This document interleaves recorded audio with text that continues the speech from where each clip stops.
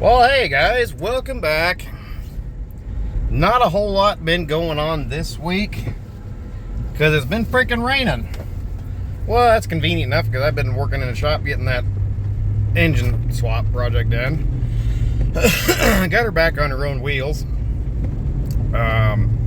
So it's a 766 International tractor. It used to have a 360 diesel engine in it, and the guy ended up getting a salvage 436 engine and decided to go ahead and completely overhaul the 436 before we put it in there and put a new clutch in and so it's turned into more than just an engine swap project, which is fine because, like I said, it's been raining. But I thought we might come down here and have a look at this soybeans and have a look at this corn, the replant corn, to kind of see how it's doing. And of course it's starting to try to rain again right now. So the soybeans are going to be kind of hairy because we knew we had a bunch of button weeds and stuff and foxtail on this side. So there we go. We got button weeds and foxtail starting to protrude above the row. They're going to get kind of hairy and ugly, but that's not terribly terrible. I mean, it's not good, but nothing I can do about that in-row stuff. I don't have a weed zapper, and any of the custom guys are a long ways away. So here's the it's been, let's see, this is, I can't remember when I cultivated this. I think we're only a week off from when we cultivated it, and look how much she's jumped, and the color is almost completely returned. We still got a few light spots over here, but almost completely out of that yellowing from the heavy rains. Looking nice. I was planning on getting the Buffalo put on and using the disc killer wheels and throwing dirt back in. Sorry, got interrupted there. Anyway, I was planning on using the Buffalo again and throwing dirt with the disc killers back towards the row, but with it being wet and the row pretty much canopy back in, you know, I think I'm probably going to skip. I know this field we're going to right now, it only had the first pass of the Buffalo in there, and that's all it had. Well, I mean, it had the flamer, but so it was flamed, and then it was run with a single sweep, and that's what it's looking like.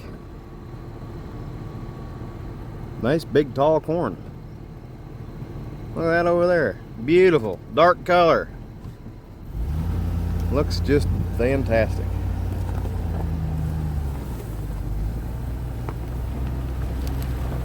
Alfalfa's ready to mow again.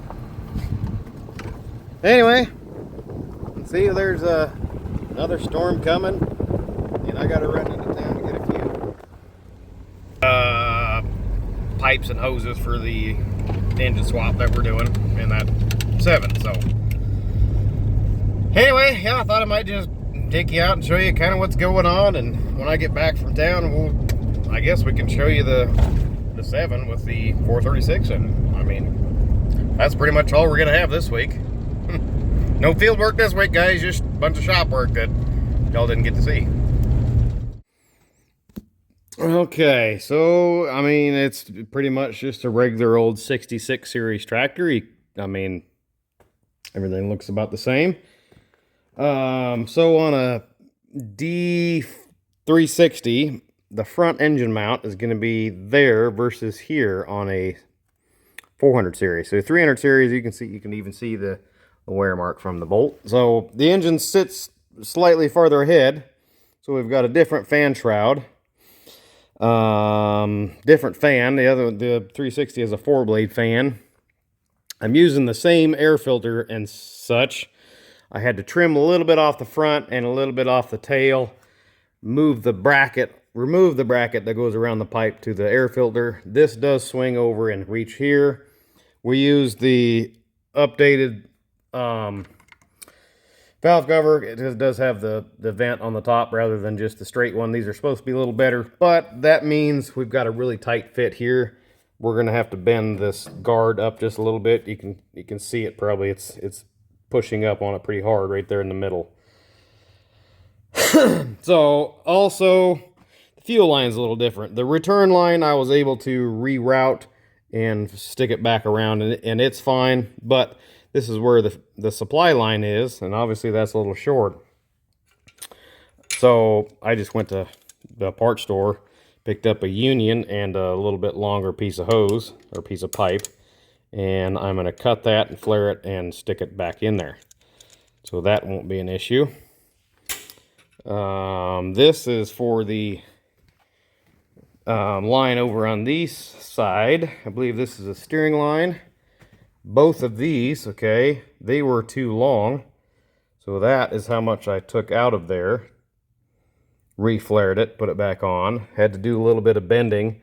So these filters on that engine are right, I mean, they're just right here. So this is sucked back up. We've got an extra fitting here for, since it came out of a combine, it's got an extra oil pressure gauge there. That's no big deal to us. We're not using it. Pretty much everything else is about the same. We're using the 360, the non-air conditioned belt and pulley on the front. That's pretty much it, I think. Using the manifold off of this motor, because it is just a little bit different head, but it's in the same spot, we're pretty sure. Anyway, it comes out between 2 and 3 like it did on the 360.